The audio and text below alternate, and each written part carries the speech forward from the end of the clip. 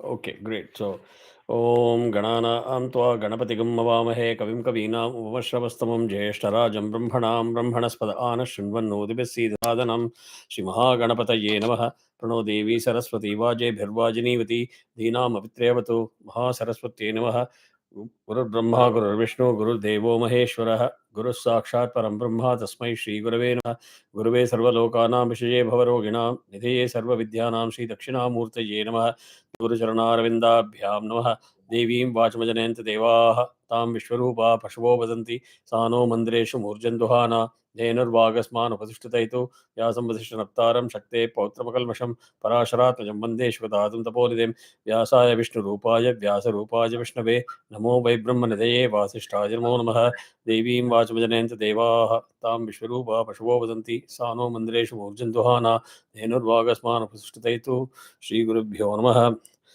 शिवशक्ति समारंभां भास्कराचार्य मध्यमाम् अस्मश्रीनाथपर्यन्तां वन्दे गुरुपरम्पराम् श्रीललिता महात्रिपुरसुन्दरी समेत श्रीचन्द्रमौलीश्वराय नमः श्रीकाञ्चीकामकोटिपीठाधिपति जगद्गुरु श्रीशङ्कराचार्य श्रीचरणयोः प्रणामाः श्रीगुरुभ्यो नमः. So again, I put this on record so Bharat also can take advantage of this. Then you finalize it. I'll create a meeting invite so that you have a recurring invite with you. Okay. Udagashanti. I will keep the introduction short because many of these things I'm planning to do sort of podcast. So it will be available as a separate thing by itself with the script, and maybe I'll go into a little bit of meaning, purpose, objective, etc. Okay. But for now, Udagashanti is a very important Veda mantra that every one of us need to know and learn. It is nothing but a compilation of mantras from various parts of Vedas into a very specific sequence with a specific purpose. And you will see this being chanted prior to any major event at home, whether it be Ayushya Homam, whether it be Simantam, whether it be Upanayanam, whether it be Kalyanam, anything, any Sashti of the Murti, Sadavishekam. Typically, the previous day itself, they will do Nandi Shtardi with Udagashanti Japam. So the next day can be free for all sorts of homam, etc. Especially for Simantam, this is very, very important for the pregnant woman because she is made to hear this entire Vedic chant in a focused way. It is for the fetus. Idea is that if the baby hears this, it's supposed to improve the memory cells.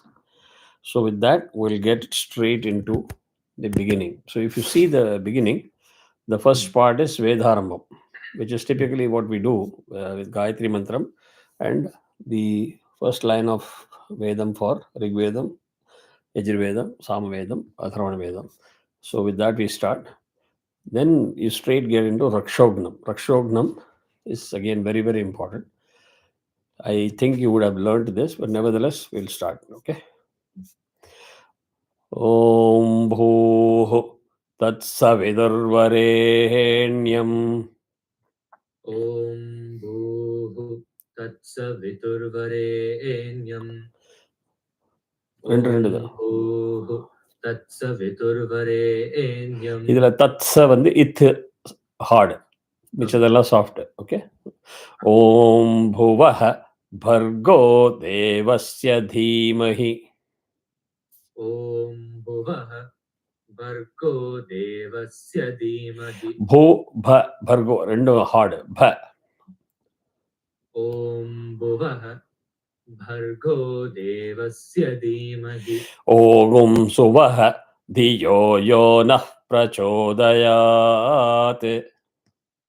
Om Suvah Diyo Yo Nah Prachodayat. Om Suvah Diyo Yo Nah Prachodayat. ओम भूः तत्सवितुर्वरेण्यं भर्गो देवस्य धीमहि ओम भुवः धियो यो नः प्रचोदयात्. Om Bhuh Tatsaviturvarenyam Bhargo Devasya. भर्गो सरिता भर्गो देवस्य धीमहि ॐ भुवः धियो यो नः प्रचोदयात् ओगुं सुवः तत्सवितुर्वरेण्यं भर्गो देवस्य धीमहि धियो यो नः प्रचोदयात् ॐ सुवः तत्सवितुर्वरेण्यं भर्गो देवस्य धीमहि धियो यो नः प्रचोदयात् ॐ शान्तिः शान्तिः शान्तिः ॐ शान्तिः शान्तिः शान्तिः அடுத்தது வேதாத்தியாயத்தில் வந்து ஸ்ட்ரெயிட்டா அக்னிமீலே புரோஹிதம். இது உனக்கு தெரியுமா? நீ ரிக்வேதி தானே? ஆமா. இது உன்னோட தானே ஃபர்ஸ்ட் இது கத்துக்கலையா? சரி, ஓகே. அக்னிமீலே புரோஹிதம். अग्निमीले पुरोहितम् अग्निमीले पुरोहितम् यज्ञस्य देवमृत्विजम् यज्ञस्य देवमृत्विजम् यज्ञस्य देवमृत्विजम् होतारं रत्नधातमम् होतारं रत्नदातमम् होतारं रत्नदातमम् इषेत्वोर्जेत्वा वायवस्थो इषेत्वोर्जेत्वा वायवस्थो वायवस्थदेवो वः सविता वायवस्थदेवो वः सविता प्रार्पयतु श्रेष्ठतमाय कर्मणे प्रार्पयतु श्रेष्ठतमाय कर्मणे अग्न आयाहि वीतये अग्न आयाहि वीतये गृणानो हव्यदातये गृणानो हव्यदातये निहोता सत्सि बर्हिषि निहोता सत्सि बर्हिषि शन्नो देवी रविष्टय आपो भवन्तु पीतये शन्नो देवी रविष्टय आपो भवन्तु पीतये शंयो रविस्रवन्तु नः. शंयो रविश्रवन्तु नः. You know the rules, Sanskrit rules, right? Anuswara followed by yara, lava, shashasa is anunasika. Okay. So by rule, you must be very cautious. Even if there's a script error, you must change it. Agnimile, first line for Rigvedis. Ishetvo Jetva, first line for Yajurvedis. Okay. Agna Ayahi, first line for Samavedis. Shanno Devi is first line for Atharvana Vedis. Atharva Veda, Atharvana Veda, both, whatever you say. Okay, if you see all the rituals that were being done, okay, religious prayers, everything for millennia, for yugas, was only using Havana, fire as the wish. There was never an idol worship. Okay. அதனால தான் first வார்த்தை அக்னி மீளையிலேருந்து ஆரம்பிக்கிறது. So Agni was very important for any kind of worship in Satyayuga, Tretayuga and Dvapara yuga. ரக்ஷோக்னம். Okay. கிருணஸ்வபாஜ பிரசித்தின்ன कृणश्वपाज प्रसितिन्न कृणश्वपाज प्रसितिन्न पृथ्वीं याहि पृथ्वीं याहि पृथ्वीं याहि இம்ம வரக்கூடாது. ஓ पृथ्वीं याहि पृथ्वीं याहि पृथ्वीं याहि राजे वामभागम् even राजे वामा वाम राजे वामभागम् even राजे वामभागम् इभेन राजे वामभागम् इभेन சேத்து ஒரே எழுதுறோம். कृणुष्वपाज प्रसितिन्न पृथ्वीं याहि राजे वामभागम् ராஜே வாமபாகம். ஸ்கிரிப்ட்ல இஷ்யூ இருந்தா கரெக்ட் பண்ணிக்கோ. Raje Vama Vagum Ibhena. कृणुष्वपाज प्रसिद्धिन्न पृथ्वीं न्याहि राजे वामभागुम् इभेन Trishvi Manoprasitim. तृष्वीमनुप्रसिद्धिम् Drunanostasi. द्रोणानोस्तासि ரெண்டு இடத்துல அவக்கிரகா இருக்கு, ஞாபகம் வச்சுக்கோ. நோக்கு அப்புறம் தாக்கு அப்புறம். ஸோ யூ கிவ் எக்ஸ்ட்ரா அது. ரெண்டாவது த்ரூணா. நான் வந்து மூணு ஸ்ரீனா வீணா வீணா மாதிரி. வேற நோ இஸ் நம்பர் ந. ஓகே, ஸோ த்ரோணா நோ द्रोणानोस्तासि. द्रोणानोस्तासि द्रोणानोस्तासि வித்ய ரக்ஷசஸ்தபிஷ்டை. டை ஹார்டு அங்கெல்லாம் நோட் பண்ணிக்கோ. And listen to my pronunciation and try to match as much as possible. Okay, வித்யால வந்து புத்தி சித்தி மாதிரி த ரெண்டு இருக்கு. வித்யஸ் வித்ய ரக்ஷசஸ்தபிஷ்டை. विद्य ரக்ஷசஸ்த रक्षसस्तपिष्टैः tie tie. विद्य रक्षसष्टपिष्टैः विद्य रक्षसष्टपिष्टैः ஃபுல்லா. दृष्वीमनुप्रसिद्धिं द्रोणानोस्तासि विद्य रक्षसष्टपिष्टैः तव भ्रमास आशुया. तव भ्रमाश आश्रुया तव भ्रमास आश्रुया पतन्त्यनुस्पृश.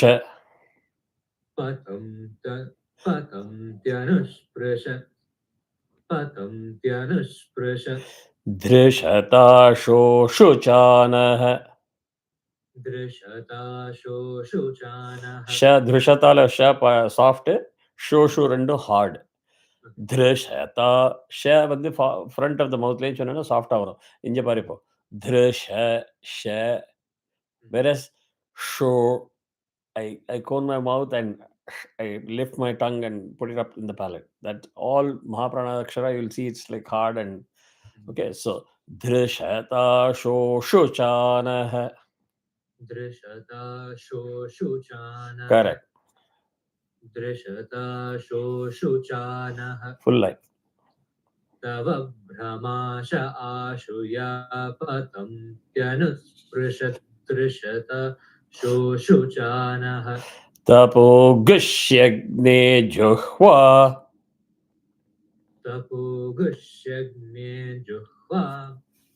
तपोगुष्यग्ने जुह्वा पतङ्गानसन्दितो.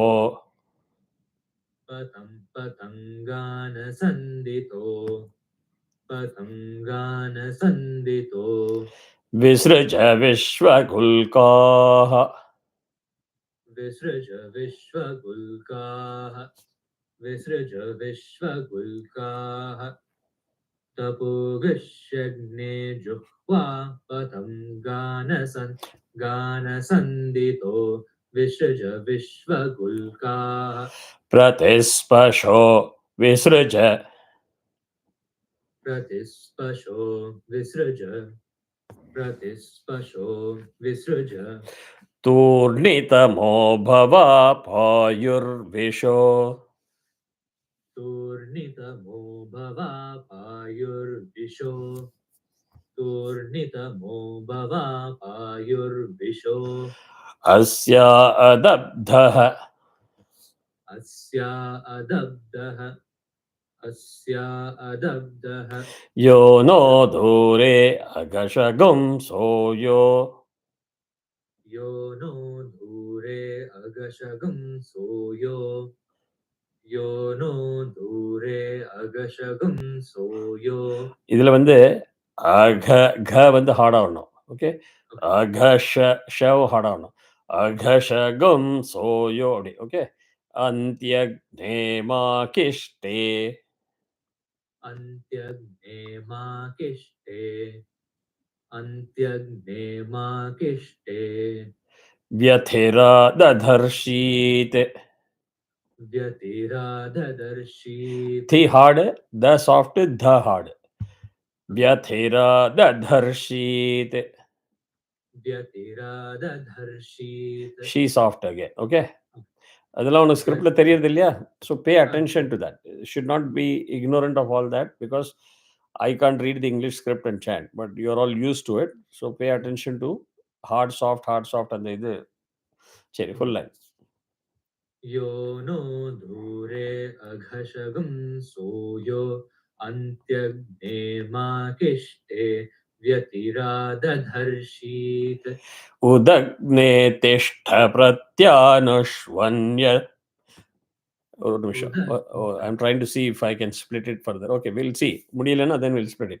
उदग्ने तिष्ठ प्रत्यातन उदग्ने तिष्ठ प्रत्यातनुष्वन्यमित्रगम्.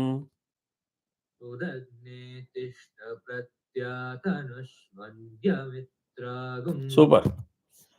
उदग्ने तिष्ठ प्रत्यातनुष्वन्यमित्रागुम् இதுல வந்து திஷ்டல இஷ் சாஃப்ட், தனுஷ்வல இஷ் சாஃப்ட், ட திஷ்டல ட ஹார்ட்.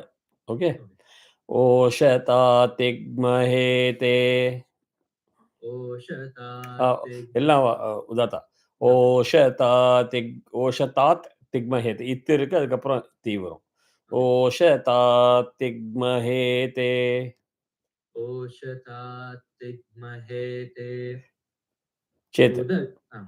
उदग्ने तिष्ठ उदग्ने तिष्ठ उदग्ने तिष्ठ प्रत्यातनुष्वन्यमित्रागुम् ओषतात्तिग्महेते யோ நோ அராதிகும் சமிதான.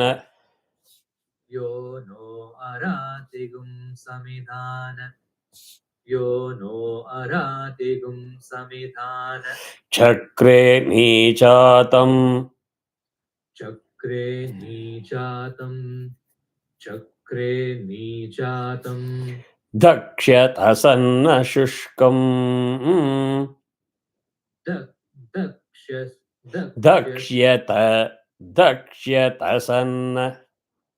दक्ष्यतसन्न शुष्कम् दक्ष्यतसन्न शुष्कम् shoe hard இஷ் soft. शुष्कम् यो नो अरातिगुं समिधानचक्रे नीचातं दक्ष्यतसन्न शुष्कम् ஊர்த்வோ பவ பிரதி. ऊर्ध्वो भव प्रति ऊर्ध्वो भव प्रति வித்யாத்யஸ் வித்யாத்யஸ்மதாவிஷ்கிருணுஷ்வ. विद्याद्यश्मदाविष्कृणुष्व super. विद्याद्यस्मदाविष्कृणुष्व दैव्याग्ने.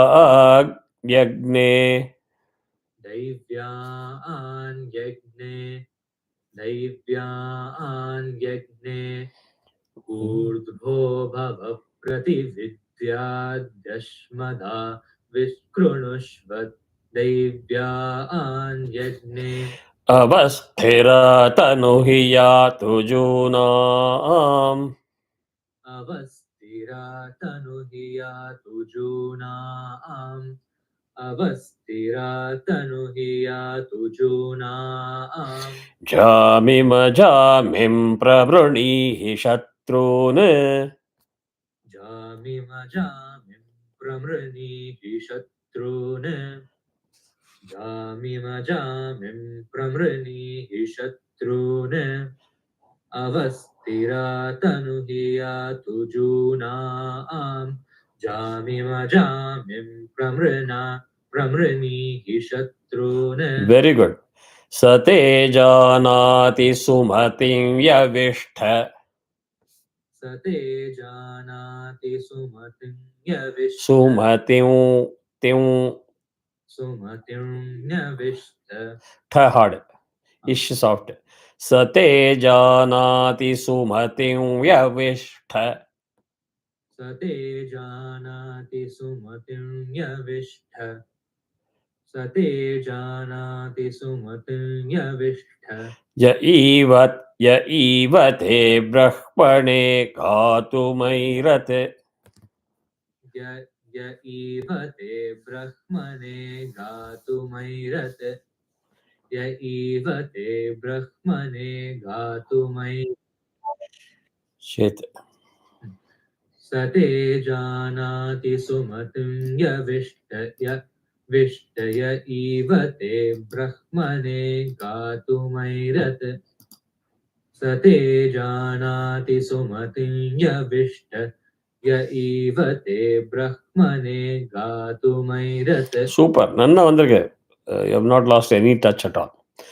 Vishwanyasmai sudinani rayo. विश्वान् यस्मै सुदिनान् निरायो विश्वान् यस्मै Yasmai, सुदिनान् yeah, anudata podakudadu. Vishwanyasmai विश्वान् यस्मै सुदिनान् निरायो द्युम्नान्यर्यो viduro abhidyauत. जुम्नान् यज्ञो विदुरो अभिद्यौ Abhi. Dyav soft, bhi hard. अभिद् Dyu soft. Dyumnan yardyo viduro. Du soft. Viduro abhi. Bhi hard avanu. Abhi dyav soft avanu tirbi. Abhidyaut. जुम्नान् यज्ञो विदुरो अभिद्यौत् जुम्नान् यज्ञो विदुरो अभिद्यौत् Bhi no nana clear avanu. Bhi na. Abhidyaut. Chait full. विश्वान् यस्मै सुदिनानि रायो जुम्नान् यज्ञो विदुरो अभिद्यौत् Sedagne astu subhagas. सेदग्ने अस्तु सुभगस् सेदग्ने अस्तु सुभगस् Sudanuryastva nityena. शुभ Sudanuryastva. one second. No problem.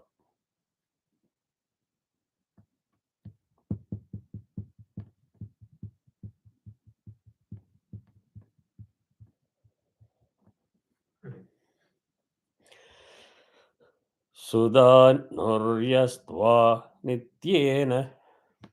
सुधानुर्यस्त्वा नित्येन सुधानुर्यस्त्वा नित्येन Havishaya uktaihi. हविषाय उक्तैः Thai hard. Sha soft. हविषाय उक्तैः Sedagne अस्तु astu सुभगः subhagas. Sudanuryastva nityena. Havishaya uktaihi. Piprishate swa ayushi durone. पिप्रीषति स्व आयुषि दुरोणे पिप्रीषति स्व Ayushi दुरोणे Vishvedasmai sudina sasadishtihi. Sakapra avagraha. विश्वेदस्मै सुदिना सा सदिष्टिः विश्वेदस्मै सुदिना सा सदिष्टिः Full line. पिप्रीषति स्व आयुषि दुरोणे विश्वेदस्मै सुदिना सा सदिष्टिः Archami te sumatiu ghoshyarvah. Ik vandu hard avarno, ish soft avarno, go hard.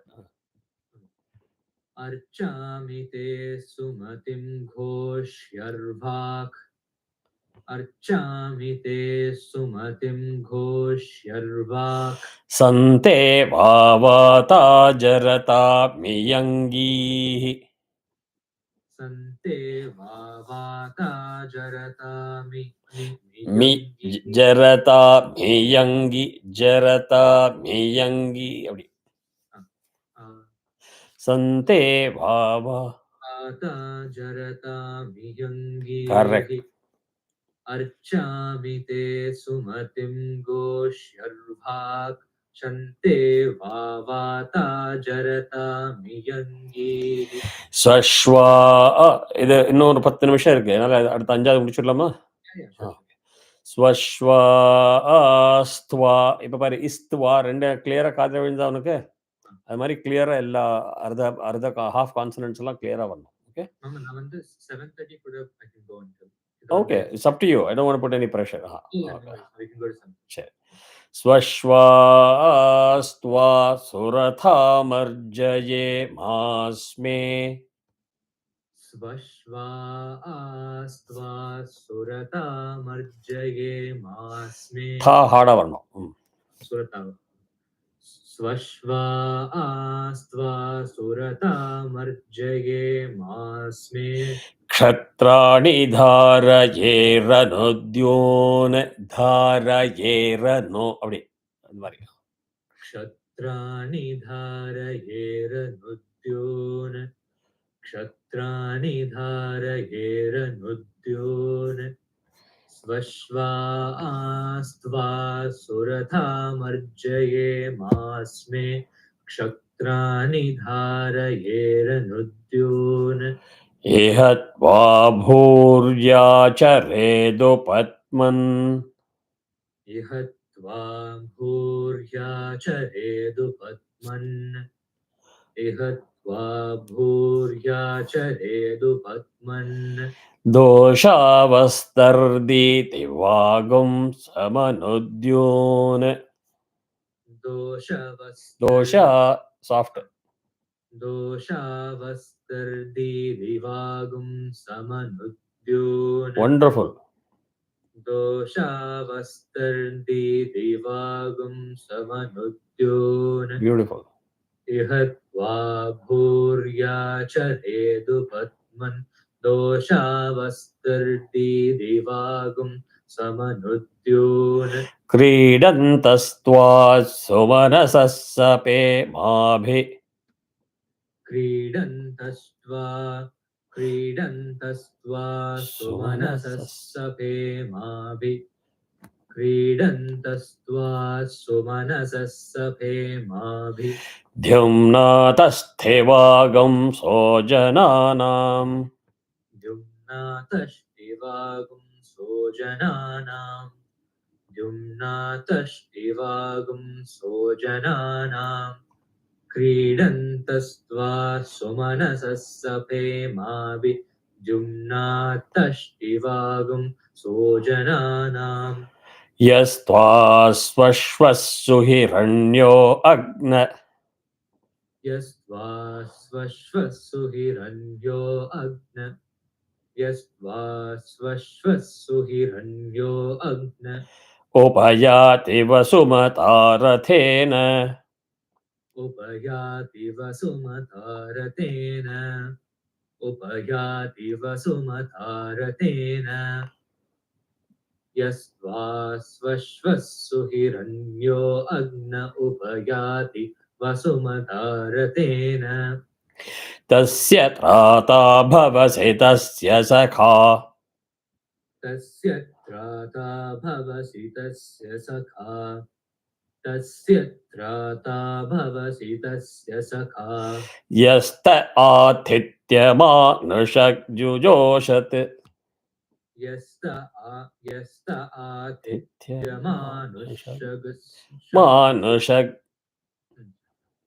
यस्त आतिथ्यमानुषजुजोषत् यस्त आतिथ्यमानुषजुजोषत् तस्य त्राता भवसि तस्य सखा यस्त आतिथ्यमानुषजुजोषत् महोरुजामि बन्धुता महोरुजामि बन्धुता बन्धु धु hard महोरुजामि बन्धुता वचोभ्यस्तन्मा वचोभिष्टन्मा पितुर्गोत मादन्वियाय पितुर्गोतमादन्वियाय पितुर्गोतमादन्वियाय माहोरुजामि महो बन्धुता माहोल महोरुजामि बन्धुर महोरुजामि बन्धुधा वचोभिष्टन्मा पितुर्गोतमादन्वियाय Yeah, இப்போ நான் என்ன பண்ணனா now you remembered that do hard வரணும் you did do hard but you also did ta half hard okay so and the flipping and the conscious practice பண்ணணும் just like in music when you compose music and you can't afford to have a false note anywhere India அதே principle தான் right in fact that principle started from Vedam so அந்த இடத்துல கொஞ்சம் கவனமா வச்சுக்கோ and record your own voice and hear whether it follows exactly what I said. And you replay the YouTube. That is why it is available on YouTube. I never wanted to put any of my classes on YouTube, but then if it helps all of you, that is the reason why I'm putting it. So make full use of it. Tiripi ada paate. Okay. So tvanno asya vachasas sash त्वन्नो अस्य वचषस् त्वन्नो अस्य वचषस् चिकिद्धेहोतर्यविष्ठ चिकिद्देहोतर्य इद्धि वर्णनन्न चिकिद्धे चिकिद्देहोतर्य होतर्यविष्ठ त्वन्नो अस्य वचषश्चिकिद्देहोतर्यविष्ट सुक्रतोदमूनाः सुक्रतोदमूनाः Since you almost chanted the full line, I'll move to the next one. Aswapnajastaranaya susheva अस्वप्नजस्तरणय शुषेव अस्वप्नजस्तरणय शुषेवा अतन्द्रासो वृका अश्रमिष्ठाः सोकप्र अवग्रह मिश soft tha hard अतन्ध्रासो वृका अश्रमिष्ठाः super अतन्ध्रासो वृका अश्रमिष्ठाः अश्वप्नजस्तरणय शुषेवा अतन्ध्रासो वृका अश्रमिष्ठाः ते पायवः सध्रियञ्चो ते पायवः सद्रियञ्चो ते पायवः सद्रियञ्चो सद्ध्रि वर्णம் okay நான் வந்தது I'm just reminding you என்ன எனக்கு என்ன இருந்ததுன்னா இப்போ நான் I'm taking medication so I'm seeing there are times where my mind says say this and my delivery is fumbling so I don't want you to learn wrong things from me so I'll fix it I'm working on it I'll fix it so sometimes when I find I'm in doubt of my own way I chanted it I try to remind you so that you know what you need to chant there's too many medications at the time which is making it difficult okay so Neshadyagne tavanah pantvamura निषद्याग्ने तवनः पान्त्वमूर निषद्या अनुदाता उदाता निषद्याग्ने तवनः पान्त्वमूर ते पायवः सद्रियञ्चो அதே சத்ரியஞ்சோ எப்படி பண்ணனாக்கா தே பாயவஸ் சத் சத் land on sad and then say dhri sadhri அப்போ கரெக்டா வரும் சத்ரியஞ்சோ ते पायवः सद्रियञ्चो correct निषद्याग्ने तवनः पान्त्वमूर ये पायवो मामतेयन्ते अग्ने पश्यन्तो ये पायवो मामतेयं ते अग्ने पश्यन्तो ये पायवो मामतेयं ते अग्ने पश्यन्तो अन्धं दुरितादरक्षन्. अन्धं दुहितादरक्षन् Super. अन्धं दुहितादरक्षन् ये पायवो मामतेयं ते अग्ने पश्यन्तो अन्धं दुरितादरक्षन् Duretadarakshan. அதுக்கு தான் நான் வாட்ச் பண்ணிட்டு இருந்தேன். அந்த இடத்துல டெண்டன்சி வில் பி த சரிதா, பட் இட் இஸ் ஆக்சுவலி வேற சரிதா. ये पायवो मामतेयं ते अग्ने पश्यन्तो अन्धं दुरितादरक्षन् Again, another tip. When you come across words like andham, அப்போ என்ன பண்ணணும்னா அன் சேர்த்து மைண்ட்ல வச்சுக்கணும். Split the dham in your mind separate. So that will free you up to say it very properly, harder. Andham. अन्धं दुहिता அது அந்த எப்போதுமே அந்த இடத்துல வந்துருச்சுன்னா அந்த ஹாஃப் முன்னாடி இந்த ரூல் அப்ளை பண்ணிட்டு சரியா வரும். ரரக்ஷதாந்த் சுக்ருதோ விஸ்வவேதா. ररक्षतान् सुकृतो विश्ववेदा தான்த்துல வந்து இன்னுக்கு அப்புறம் இத்து ஹார்டு. ररक्षतान् सुक्रतो சுக்ருதோ. विश्ववेदा ரரக்ஷதாந்த் சுக்ருதோ. ररक्षतान् सुकृतो विश्ववेदा दिप्सन्त इद् रिपवो नाहदेभुः. दिक्षन्त इद्रिपवो नाह देवुः दिक्षन्त If பண்ணாதே. I've taught all of you. Most people say if the teeth touching the lower lip, it becomes fa, f. This is pa.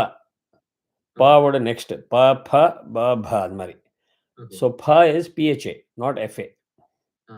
So you close the lip but not lip tight, like it becomes ip. Balloon udra mari. Pha, pha, pha. காத்து வரதுக்காக இடம் வேணும். So திப்சந்த இத் ரிபவோடி.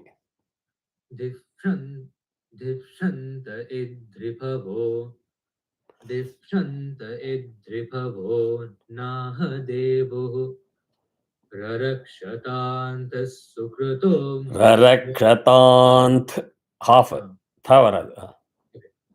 ररक्षतान् सुकृतो विश्ववेदा दिक्षन्त इद्रिपवो नाह देवुः त्वया वयगुं सधन्यस्त्वोता. Sorry. त्वया वयगुं सधन्यस्त्वोता. त्वया वयगुं सधन्यस्त्वोता त्वया वयगुं सधन्यस्त्वोता ஓதாஸ் இஸ் வந்துடணும் அந்த இதில். அதுக்கப்புறம் தவ பிரணீத்யஷ்யாமவாஜானு. तव प्रणीत्यश्यामवाजान् तव प्रणीत्यश्यामवाजान् त्वया वयगुं सधन्यस्त्वोतास्तव प्रणीत्यश्यामवाजान् उभाषगं सासूदसत्यता. उभाषगं सूदयः सत्यता. उभाषगं सासूदयः सत्यता तेनुष्ठुया कृणुह्यः ह्रयाण. तेनुष्ठुया कृणुह्यः ह्रयान्. Wonderful.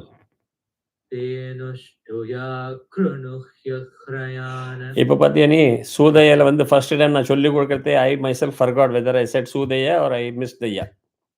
That is the level of impact it is having. Scary but it is fact. சேத்து. உபாஷகம் சாசூதய சத்யதா தேனுஷ்டுயா க்ருணுஹ்ய க்ரயான். இதுல வந்து இப்போ வரது no don't rush. For example, Sudaya Satyata, ta தீர்க்கம்க்கு ஃபுல் ஜஸ்டிஸ் பண்ணிட்டு அப்புறம் அந்த தே அப்படி சூதய சத்யதா தேனுஷ்டோயா அப்படி போகணும். ஓகே, ஞாபகம் வச்சுக்கோ. ஹயாத்தே அக்னே சமிதா விதேம. अयाते अग्ने समिधा विधेम अयाते अग्ने समिधा विधेम பிரதிஸ்தோமகம் ஷஸ்யமானங்கிருபாய. प्रतिष्ठोमगुं शस्यमानं गृभाय प्रतिष्ठोमगुं शस्यमानं गृभाय अयाते अग्ने समिधा विधेम प्रतिष्ठोमगुं शस्यमानं गृभाय दहाशसो रक्षसस्पाह्यस्मान्.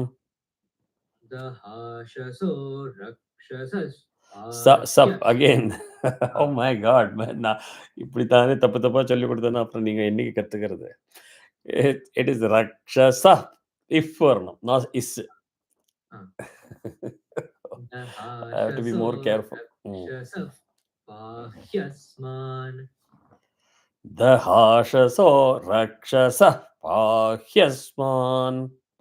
दहाशसो रक्षसः पाह्यस्मान् द्रुहो निदो मित्रमहो अवद्यात्. द्रुहो निदो मित्रमहो अवद्यात् Super. द्रुहो निदो मित्रमहो अवद्यात् दहाशसो रक्षसः पाह्यस्मान् द्रुहो निदो मित्रमहो अवद्यात् रक्षोहणौ वाजिघर्मि. அது வந்து ரக்ஷோ ஹனமா ஹணம் ஹா வந்து ஸ்வரிதாவா இல்ல அணா ஸ்வரிதா. ரக்ஷோஹணௌ வாஜின. ரக்ஷோஹணௌ வாஜின மாஜிகர்மி கஹாடு. ரக்ஷோஹணௌ வாஜின மாஜிகர்மி. रक्षोहणौ वाजिनमाजिघर्मि मित्रं प्रतिष्ठमुपयामि शर्म.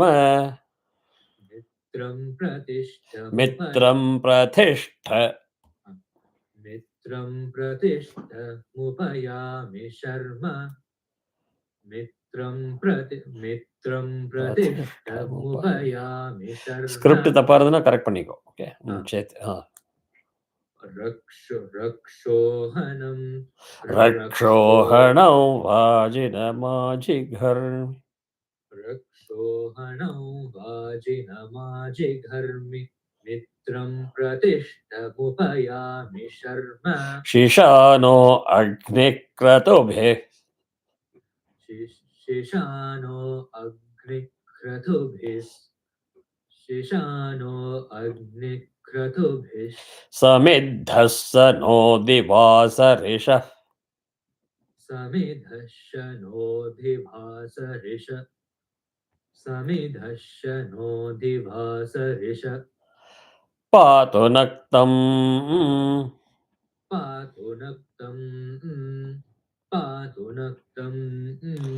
शिशानो अग्निक्रतुभिः समिद्धः स नो दिवासरिषः. पातु नक्तम् विज्योतिषा बृहता भात्यग्निराविर्. विज्योतिषा बृहता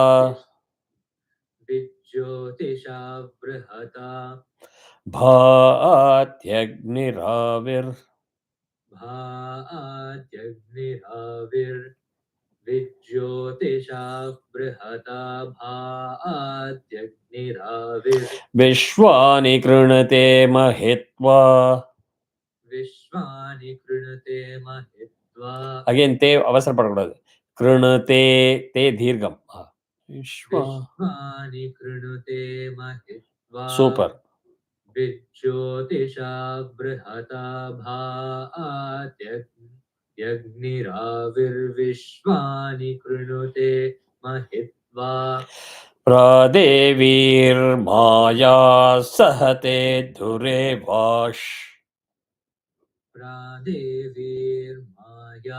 सहते दुरेवा इश दुरेवाश प्रादेवीर्माया सहते दुरेवाश शिशीते शृङ्गे रक्षसे विनिक्षे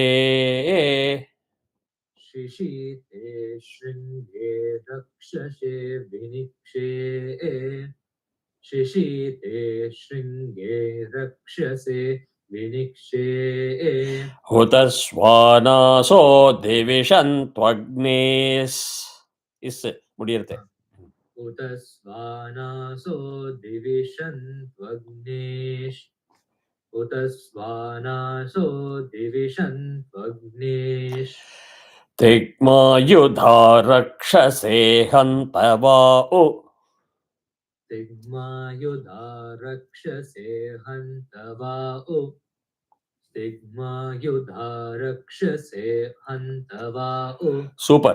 This completes Rakshognam. Wonderful speed. Nanna chant pannina. And practice panni. Ipa in the pause panni. Remove all the pauses so that fluently you are able to take it. Fluent taking means doesn't mean rushing. Okay, don't get into the habit of rushing. Same thing, but without taking a break and having a cup of coffee in between the rick. Avladha, vera onum illa.